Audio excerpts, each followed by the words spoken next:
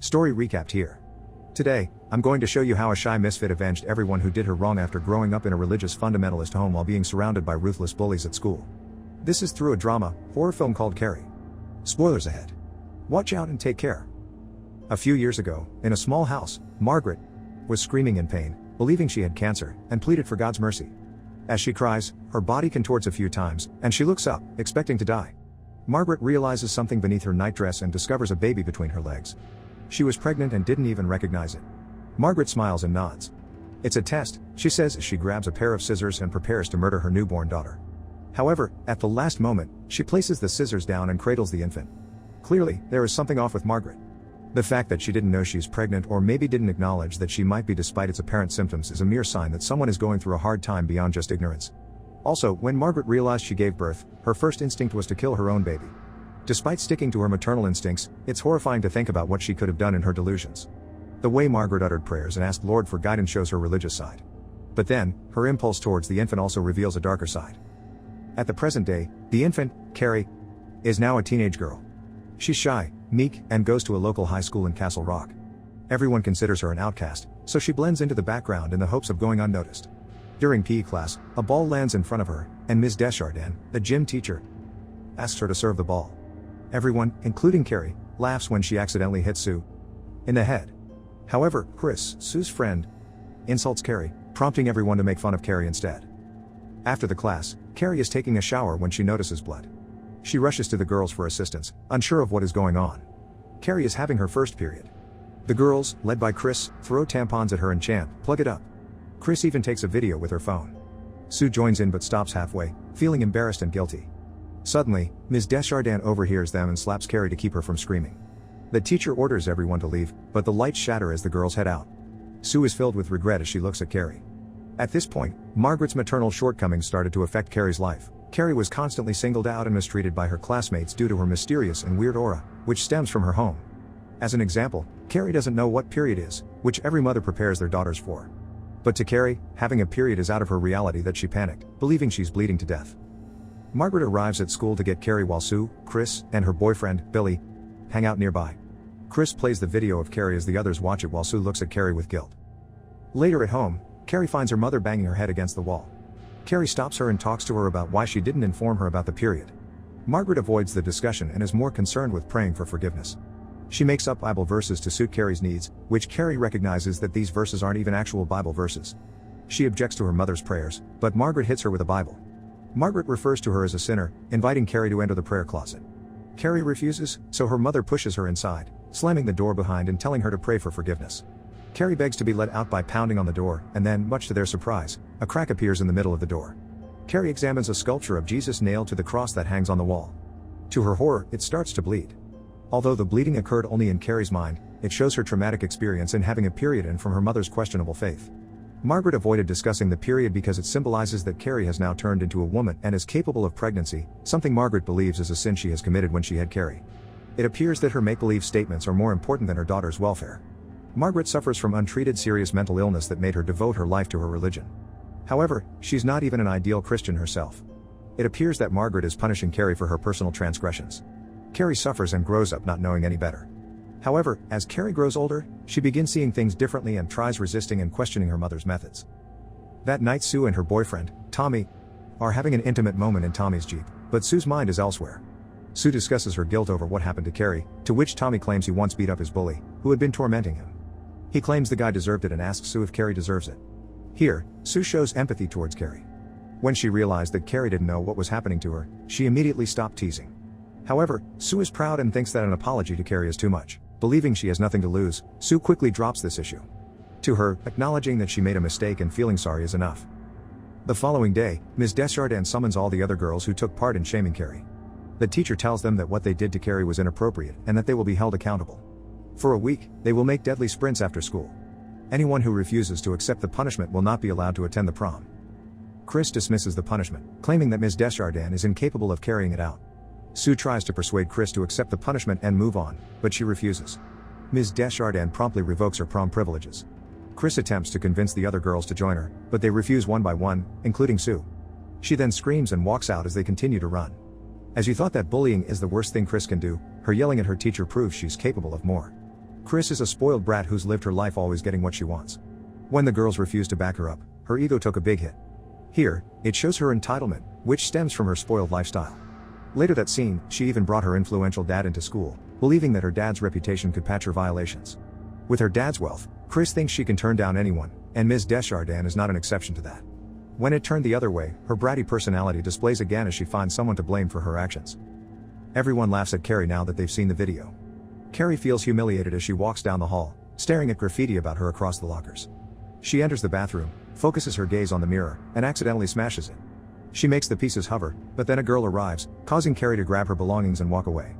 It is hard to forget a traumatic event when everyone around you constantly reminds you about it. The way people stare and whisper behind her back just made her feel insecure. No matter how hard she tries to look better, she ends up disappointing herself. But this time, it allows her to recognize her unique ability when she accidentally shattered the glass. Her focus has shifted to something good about herself, at least for now.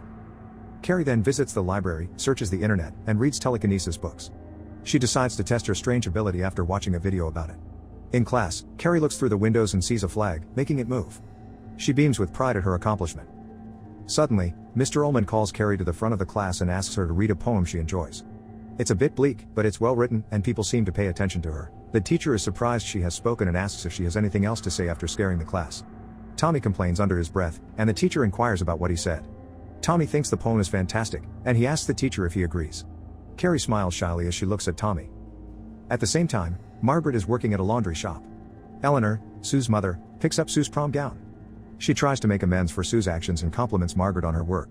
On the other hand, Margaret is discreetly cutting herself on the leg with a needle. Eleanor leaves as Margaret looks at her with disappointment. It shows Margaret as a timid and wary woman with an undercurrent of quiet menace that is just a tad too subtle. Initially, she would scratch, punch, pull out her own hair, or injure herself to coerce Carrie into agreeing with her and adhering to her ridiculous rules. But later on, she would inflict self-harm when she felt the need to punish herself. Here, Mrs. Snell was buying a red dress from her, which Margaret believes is the color of hell. Margaret also thinks that going to prom is a sin, and she contributed to that act of sin, so she cut herself as a punishment. That night, Carrie tests her ability by moving books around her room. She eventually causes several objects to float, including her bed. Margaret hears a noise, and as a mother who wants to protect her daughter, she investigates while holding a knife. When Margaret arrives in Carrie's room, Carrie tricks her by turning off the lights, pretending to sleep. Carrie causes the knife to stick on the floor and smiles as she finally knows how to control it and use it to her advantage. The following morning, Sue watches Tommy playing lacrosse and requests a favor to invite Carrie to the prom. Tommy is surprised and says he wants to take her instead, but Sue insists that she likes to make up for Carrie's humiliation. Tommy tries to persuade Sue, but she refuses and begs him to assist her in making things right. Here, Sue finally made a move that counts as an apology by giving up a perfect night with a perfect boyfriend she's been dreaming of since young. Sue was so prepared, and her gown was ready, but Chris made her realize that she's just pretending to care for Carrie, so Sue wanted to prove her wrong. Behind her mind, she truly feels sorry for Carrie but still denies her feelings in front of her friends except for Tommy. Sue doesn't want to be ostracized for fear of not fitting in. She was not obligated to befriend Carrie, but she was genuinely attempting to atone for her actions. Later that morning, Tommy rushes to Carrie at the canteen and starts talking to her, surprising her. Tommy inquires about prom and whether she would like to accompany him. Carrie walks away without saying anything. Tommy finds her and asks her again, but Carrie dismisses it as a joke, not believing him. Carrie is crying in the locker room when Ms. Desjardins notices her. The teacher believes that Chris and the girls are up to something, but Carrie claims Tommy invited her to prom. Ms. Desjardins senses something is wrong but remains unconcerned in front of her. Carrie claims she is aware that he is dating Sue and believes this is a big joke. However, Ms. Desjardins tells Carrie to give it a try. She then faces Carrie in the mirror and tells her that she sees a beautiful girl who can leave everyone speechless with the right dress and a little bit of makeup. Right from the start, Ms. Desjardins is the only one that isn't afraid to express her concerns towards Carrie. It appears that she could have been a better mother for Carrie as she constantly seeks Carrie's happiness and pushes her to get out of her zone. Ms. Desjardins motivates her to let Carrie see something good in herself and protects her whenever she's vulnerable. The teacher naturally cares for her students and doesn't see them as one of her jobs. Afterward, Ms. Desjardins warns Sue and Tommy, believing they are plotting something. Sue claims that they just want Carrie to have one good night and a chance to socialize, while Tommy claims that it doesn't matter because Carrie declined, but Sue encourages him to try again. Ms. Desjardins tries to persuade Tommy that having Carrie on his arm will make him look ridiculous, but Sue says this is a private matter, and they don't care how they look. That afternoon, Tommy arrives at Carrie's house and informs her that he will not leave until she accepts the prom invitation. Carrie says yes, but only if she can get home by 10:30 p.m. Tommy says he'll come to get her at 7 p.m. Carrie beams with excitement. Later that day, Carrie comes across a dress shop. When the excited girl enters, Carrie notices some fabric and is amazed by its potential. Chris and her friends see Carrie across the street, enraging Chris. Here, Chris was starting to feel like an outcast. She understands what it's like to be Carrie, who gradually becomes invisible to the school. But, unlike those who might find some empathy and humanity as a lesson, it made her more evil and determined to maintain her position at the top of the social hierarchy. She believed that being popular meant existing more than others, and that when someone she considers does not exist takes it from her, it is viewed as an insult. Chris has enlisted the help of her friends Tina, the twins Nikki and Lizzie, and Heather to plot revenge against Carrie. Carrie returns home that evening to find her furious mother waiting for her. Margaret immediately drags her inside while Carrie claims to buy fabric to make a gown for herself, informing her that someone invited her to prom. Feeling worried, Carrie explains that she understands how scared Margaret is, but she doesn't want her classmates to feel weird around her, believing prom will be her last chance to prove herself to everyone. Margaret screams at her, telling her to go to her closet and repent before it's too late, but Carrie asks why she can't be happy for her. On the other hand, Margaret has an episode, which causes Carrie to put the entire living room to drift. Margaret collapses to the ground in disbelief and begins to pray. Carrie tells her mother to get up, and when she doesn't, Carrie uses her supernatural abilities to raise her. Margaret calls Carrie a devil, but Carrie claims to have magical skills and claims that her grandmother may have had them and that they may have passed down through the generations to Carrie. Carrie tells her mother that she will attend the prom and that no one can stop her. When Carrie, in a respectful tone, tried to speculate about her abilities, Margaret's religious instincts proceeded. Clearly, Carrie doesn't want to be judged by her own mother. She doesn't have anyone to talk to about her powers and hopes her mother will guide her. However, Margaret sees her as evil, prompting Carrie to use her powers against her mother. It is sad to think that Carrie had to resort to violence just to be heard. From this, the tension between them started to escalate. At the same time, Chris, Billy, and their friends are at a pig farm. Billy brutally crushes a pig's head, and Chris, acting cool, collects the blood by slitting the throat. The next day, Carrie makes her prom gown as the event is coming. On the other hand, Chris and Billy infiltrate the gymnasium to fill a bucket with pig's blood. Billy tells Chris that she can drop it on Carrie, and Chris declares that she intends to. Finally, it's prom day, and students are getting ready and dressed for prom, while Carrie puts on her dress and applies some light makeup. Margaret tells her she has the appearance of a wicked person. Tired of her mother's overly religious quotes, Carrie requests that her mother be happy for her for once. Margaret claims that they will laugh at her, but Carrie tells her to stop and that Tommy is a lovely young man, and everything will be fine. Margaret reveals to her daughter that Carrie's father took advantage of her, and Carrie is born out of sin. Carrie finally loses her patience, choking her mother, then locks her inside the closet and promises to return. She then melts the door lock, preventing her mother from escaping. Although Margaret claims hurtful words towards Carrie, it shows that Margaret genuinely loves Carrie. She is, however, mentally ill, and this is how she expresses her love for her daughter because she genuinely believes it is the right thing to do. In an attempt to convince Carrie to stay, Margaret mentions Carrie's father. To Carrie, it is just another way of guilt-tripping her, just like how she hit her own head when Carrie ignores her. It appears that Margaret's pleas are unnecessary to Carrie as she is determined to go to prom whatever it takes. Finally, Carrie greets Tommy, who compliments her. They take a limo to prom. When they arrive, Carrie asks for a moment as she considers the other students' reactions. Tommy assures her that, despite her fears, they aren't all bad. After calming her down, they enter the gymnasium, and Tommy introduces her to his best friend, George, and his girlfriend, Erica, who attends a different school. Erica compliments Carrie's gown, pleasantly surprised to learn that Carrie made it herself. When Carrie sees Tommy, everything suddenly becomes so calm and subtle. Carrie followed Ms. Desjardins' advice to fix her appearance a little, and it changed her whole aura. Tommy is pleased by her transformation, and his gentle approach to Carrie is enough for her to feel comfortable. To Carrie, never in her life she imagined going to the prom with the most popular guy at the school. When Erica complimented her, she finally felt the belongingness she's been longing for a long time. That night, Carrie starts to relax. Tommy then asks if she wants to dance, but they agree to wait until a slow song appears. Ms. Desjardins notices Carrie and compliments her. While they converse, Tommy texts Sue to let her know that everything is fine, that Carrie is having a good time, and that he misses her. Sue smiles pleased that she is correcting the situation. When a slow song starts playing, Tommy persuades Carrie to dance with him. He shows her how to slow dance, and she picks it up quickly. Still unsure of his motives, she inquires as to why he invited her to prom, to which Tommy responds that he wanted to and is enjoying himself with her, and he hopes she feels the same way. Carrie agrees with a nod. Tommy then says they'll have a good time here, then go to an after party, and she'll be back home on time. Carrie agrees and adds that she might be able to stay out later. It shows that Carrie surrendered herself to enjoy the night and just be happy to the point that she didn't care if she goes home late. For the first time in her life, Carrie experiences being treated ordinarily, and she's very grateful for Tommy. Like Carrie, Tommy truly enjoyed the night with her, delighted that he made Carrie and Sue happy. However, Tommy attempted to kiss Carrie in a deleted scene, but it was removed to portray Tommy as a loyal, handsome guy to his girlfriend. Meanwhile, the voting for prom king and queen starts. Billy and Chris sneak into the prom and wait in the rafters with help from Tina. They give Tina's date, Greg, the ballots, and he switches them, so Carrie and Tommy win the prom king and queen election. At the same time, Sue gets out of the shower when Chris texts her, saying Carrie is looking pretty, but she won't be for long. Sue's face flushes with horror as she realizes Chris is planning something heinous to humiliate Carrie, so she rushes to prom to intervene. For a moment, Chris appears to be second-guessing herself. However, Billy reminds her that they are committing criminal assault and that they must flee as soon as possible or else he will kill Chris. Here, Chris shows that she isn't afraid to do what she wants, which is to corrupt Carrie. With his equally sociopath boyfriend, Chris lacks human compassion. Billy turned out to be dangerous as he even threatened to murder Chris, her girlfriend, if their plan didn't work out. It appears that they stay together just for fun and to maintain their cool kids reputation. And to them, Carrie is the most vulnerable one. Finally, at the moment of truth, the committee finishes tallying the ballot results. As expected, Tommy and Carrie come out on top. Carrie is scared to go on stage at first but also feels delighted. Everyone applauds as they approach the podium. Carrie, who has finally gotten her moment in the spotlight, pleases everyone, including Ms. Desjardins, Mr. Ullman, and Principal Grail. Just as Carrie thought that the night was over, more and more surprises await her. Attending prom is beyond her wildest dreams, but being crowned as prom queen is overwhelming to Carrie. Everyone, including her bullies, and even Mr. Ullman, who embarrassed Carrie in their class, seem delighted for her. Carrie finally fulfills all the respect and attention she lost before as she goes on the stage with a brimming smile. Meanwhile, Sue arrives at the building and sneaks in after seeing someone open the door. She scans the room and notices Chris in the rafters. Sue appears to be staring at Chris, who pauses for a moment, but Billy encourages her to pull the rope. Ms. Desjardins, who misinterprets Sue's reasons for being there, kicks her out of the building, disregarding her warning.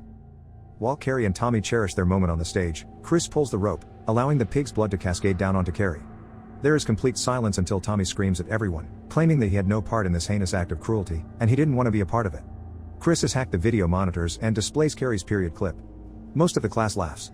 However, Ms. Desjardins and a few others are stunned. Ms. Desjardins approaches Carrie, but Carrie uses her powers to push her away, surprising everyone.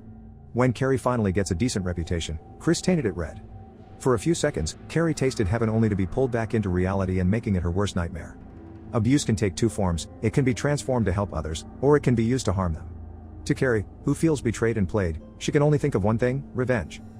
Chris and Billy start fleeing, but Chris insists on staying to watch Carrie squirm.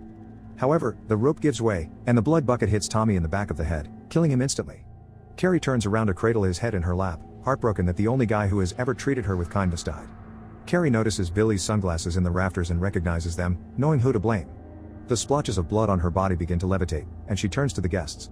A few people see this and attempt to flee, but it's useless. Carrie finally loses control and violently pushes the entire crowd back, causing tables and people to crash. She then locks all the gym doors, preventing anyone from leaving. One of the girls is thrown across the room, and her head hits a door.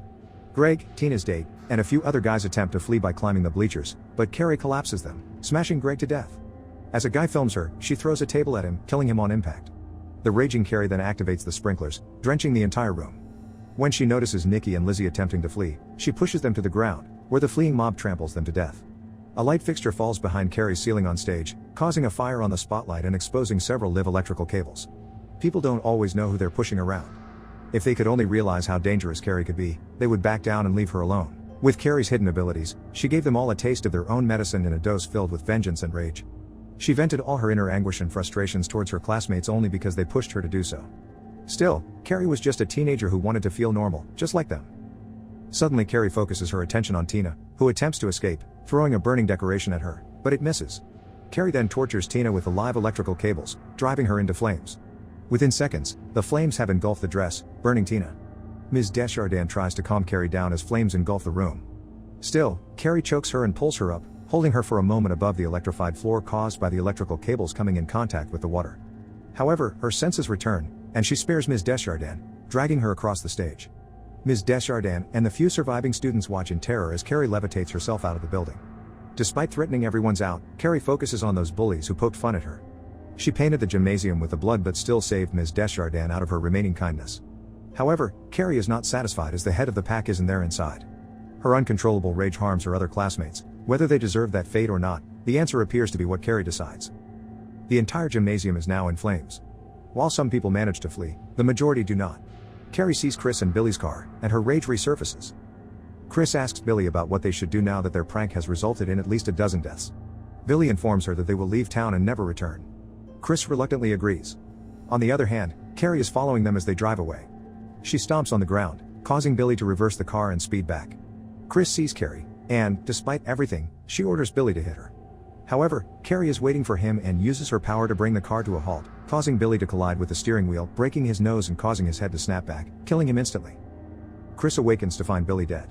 She sees Carrie and backs up the car, determined to kill her. Carrie pulls the car's wheels up high in the air and then throws it into a gas station. Chris's face goes through the windshield due to the force of impact, leaving shards of glass all over her face. Carrie stands there watching Chris take her final breath. Carrie causes a power pole to spark, causing an explosion that ensures Billy and Chris's deaths. Later that night, the bloody Carrie heads home and discovers that her mother managed to escape from the closet by forcing a hole through the crack in the door. Carrie attempts to contact her but receives no response. Her mother has retreated into the shadows. Despite their conflicts, Carrie still looked for her mother when she came back to her senses. Carrie is so terrified of herself as if she didn't mean what she has done. It only sinks into her now that it's over, and Carrie realizes the repercussions of what she did. Still, just like everyone, Carrie protects herself whenever she feels jeopardized. Carrie went home, hoping that at the end of the day, her mother would understand her. Carrie cleans up the blood in the bathtub before changing into a blue nightgown. She locates Margaret and informs her that she was correct in every way. Margaret comforts her and says that she should have killed her when she was an infant, but she was so weak to do that and that she loves Carrie so much. Margaret also reveals that she liked it when she conceived Carrie, then she suggests praying after they hug. However, as they pray, Margaret takes her butcher knife and stabs Carrie in the back. Carrie then pushes her mother, causing herself to fall down the stairs. She begs her mother to stop what she's doing, but her mother continues as she slashes Carrie's leg and arm. When she tries to stab her daughter, Carrie uses her powers to stop the blade and then summons a slew of sharp objects, which she points at her mother. Carrie apologizes and then lets them fly, impaling her mother to the wall, crucifying her. Although Margaret made her safe even just for seconds, she revealed another fact that made Carrie question her life. The truth that Margaret went against her own beliefs doesn't just make her a hypocrite, but also a senseless person who's just making herself appear perfect. When Margaret attempted to kill Carrie, her action was no different from what Chris did. It hurts for Carrie to know that the one who should protect her during the critical time of her life turned out to be the one who wanted her dead. Carrie defended herself once again in a way she didn't want to, but she had to. Carrie, horrified by what she has done, pulls the blades pinning her mother from the wall. Margaret passes away in Carrie's arms a few moments later. Carrie sobs as she realizes her loss. Meanwhile, Sue arrives at the house, and Carrie seems scared, accusing herself of murdering her mother. As the house starts to drop due to Carrie's uncontrollable powers, Sue apologizes to her and reaches out to Carrie's hand in the hopes of escaping with her. Sue's stomach is near Carrie's hand, and Carrie senses a pulsating heartbeat and confirms that the baby is a girl. Sue pauses and looks at her in disbelief. Carrie then shoves her out the door, leaving Sue outside, watching as rocks appear out of nowhere, slamming into the house. Carrie cradles her mother and kisses her on the forehead as the house collapses around them. Sue stands there, terrified, and carefully touches her stomach. Following her court testimony regarding the prom incident, Sue visits the cemetery, where Margaret and Carrie are buried together in a common grave. On the gravestone, someone spray-painted Carrie White burns in hell with an arrow pointing down. Sue leaves after placing a white rose on the grave. Sue finally dared to apologize personally to Carrie. All this time, she was finding ways to make it up to Carrie, but what truly comforted her is when Carrie accepted her apology. However, it's too late, for what Sue has witnessed was just too much for her already. In the end, Sue is left alone, feeling guilty and regretful as she believed that the incident could have been prevented. When Sue went away, Carrie's tombstone cracked, which indicates that Carrie may have survived. In an alternate ending, while Sue gives birth, a bloody hand appears between her legs, grabbing her stomach. It turns out that Sue is frequently having nightmares of what happened, causing her trauma. Sue screams and then sees a blood-soaked Carrie cradling her baby for a split second. She cries as her mother comforts her in bed. This alternative ending shows that Carrie is still haunting Sue. This ending contrasts sharply with the rest of the film since it appears to scar the bond formed between Sue and Carrie by ending on a fearful note. Since she's having nightmares and hallucinations concerning her baby, this could lead Sue to hate or resent her baby once it's born. Similar to how Margaret hated Carrie and ended up abusing her. The alternate ending showed that her trauma could pass over to her child, a much bleaker ending compared to the theatrical one. Subscribe to watch more videos like this. Turn on notifications. And leave a like, it really helps the channel out. Thank you for watching.